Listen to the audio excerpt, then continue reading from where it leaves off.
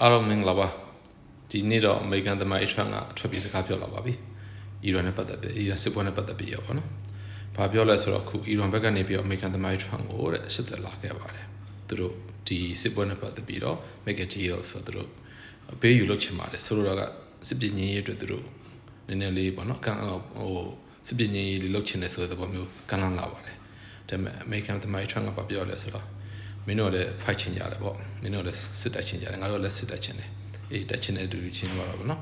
ခုမှမင်းတို့ဒီစကားလာပြောလို့ဗောနော်နောက်ကျသွားပြီလို့သမရီကန်သမရီအဲ့လိုပြောလိုက်တယ်ဗောနော်ဆိုလိုတာကအီရန်ဘက်ကနေပြီးအခုသူတို့ရဲ့ကာကွယ်ရေးတွေ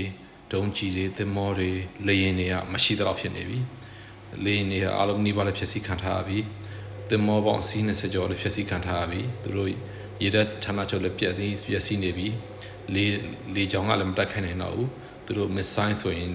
86%ပေါ့နော် missile နေပြန်ပစ်နိုင်ဖို့ပေါ့နော်86အောင်ခိုင်နှုန်းကိုဖျက်ဆီးပြီးသွားပြီဆိုတော့သူတို့မှာရွေးချယ်စရာလမ်းမရှိတော့ဘူးချင်းနေမဖြစ်နေတယ်ပေါ့နော်ဒါဆက်ပြီးဆောင်ကြည့်မှချင်းနေလေးပါကျေးဇူးများတင်တယ် thank you They're tough